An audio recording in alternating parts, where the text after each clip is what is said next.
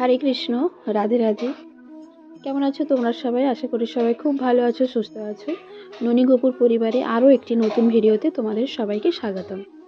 তো যেহেতু ভিডিওটা বিকেলে আপলোড হবে, তো তোমাদেরকে গুড মর্নিং বললাম না।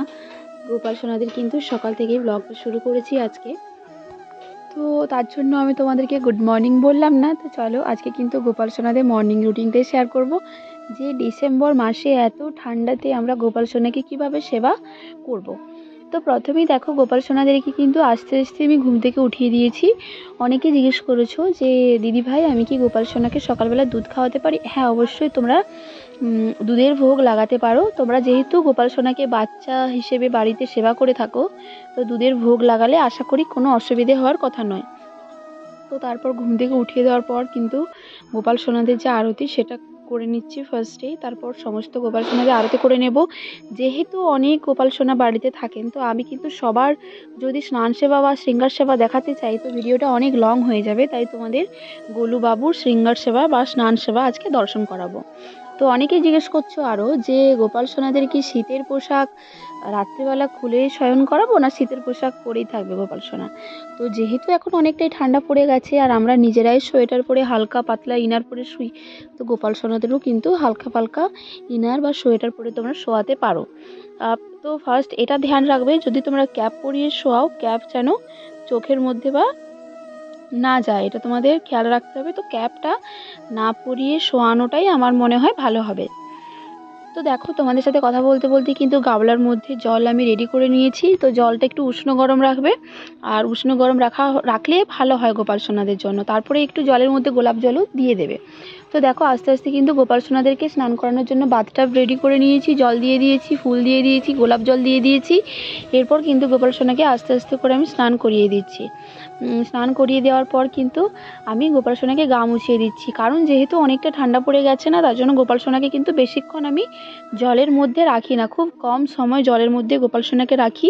তারপর কিন্তু আস্তে আস্তে করে গা মুছিয়ে দিচ্ছি, কারণ বেশিক্ষণ যদি গায়ে জল থাকে গোপাল সোনাদের ঠান্ডা লাগবে। তো আস্তে আস্তে করে গা মুছিয়ে দেওয়ার পর কিন্তু আমি আগের থেকে পোশাকটা বের করে রাখি। তো আলমারি থেকে কিন্তু আগে গোপাল সোনা যে পোশাকটা পরতে চায় সেটা বের করে রেখেছি। অনেকে জিজ্ঞেস করেছো যে আমরা না স্নান করানোর পর অনেকটা টাইম পর পোশাক বের করি, কিন্তু না, তোমরা চেষ্টা করবে গোপাল সোনাদের যে শৃঙ্গারটা তুমি সেদিন করাবে সেগুলো আগের থেকে রেডি করে রাখার, যাতে স্নান করানোর পর জলদি জলদি করে গা মুছিয়ে দেওয়ার পর জলদি জলদি করে তোমরা পোশাকটা গোপাল সোনাকে পরিয়ে দিতে পারো। তো দেখো, আমি কিন্তু গোপাল সোনাকে পিছন দিক করে ভালো করে মুছিয়ে এরপর সামনেটা আমার কোলে নিয়ে গাঢ় মুছিয়ে দিচ্ছি, যাতে কোনোভাবে জল না থেকে যায়। তারপর কিন্তু গোপাল সোনাকে গা মুছিয়ে দেওয়ার পর এরপর কিন্তু গোপাল সোনাকে পোশাকটা পরিয়ে দেবো। আর যেহেতু শীতকাল পড়ে গেছে আর সোয়েটার ক্যাপ পরতে হচ্ছে, সেজন্য কিন্তু গোপাল সোনাদেরকে খুব হালকা ফুলকাভাবে শৃঙ্গার করছি আমি এখন। আর গোপাল সোনার চুড়ি দেখেছো, চুড়িটাও খুলে রেখে দিয়েছি। একদিন কি হয়েছে জানো, চুড়ি একদম জামার সাথে খুলে পড়ে গেছিলো, তো আমি লক্ষ্য করিনি, চারিদিকে খুঁজেছি চুড়িটা, কিন্তু কোনো মতে আমি চুড়িটা খুঁজে পাইনি। তারপর দেখছি সোয়েটারের ভেতরে গোপাল সোনার চুড়িটা বের হচ্ছে। তো দেখো, তারপর গোপাল সোনাকে প্যান্ট পরিয়ে দিয়েছি, আর এরপর সোয়েটার পরিয়ে দেবো, ক্যাপ পরিয়ে দেবো, সক্স পরিয়ে দেবো। আর সক্সগুলো কিন্তু তোমরা বাজারে অ্যাভেলেবেল পেয়ে যাবে, কিনে নেবে। আর শীতকালে কিন্তু যদি তোমরা গোপাল সোনা প্রথম বাড়িতে নিয়ে আসছো, তো সবার আগে কিন্তু তোমরা সোয়েটার অবশ্যই আগে নেবে, কারণ শীতকালে কিন্তু সোয়েটার ক্যাপ বা পোশাক ছাড়া কিন্তু আমাদের গোপাল সোনাকে রাখতে নেই, সেটা আশা করি তোমরা সবাই জানো, তবু আমি ভিডিওতে একবার বলে দিলাম। তো দেখো, গোপাল সোনাকে পোশাকটা পরিয়ে দিচ্ছি।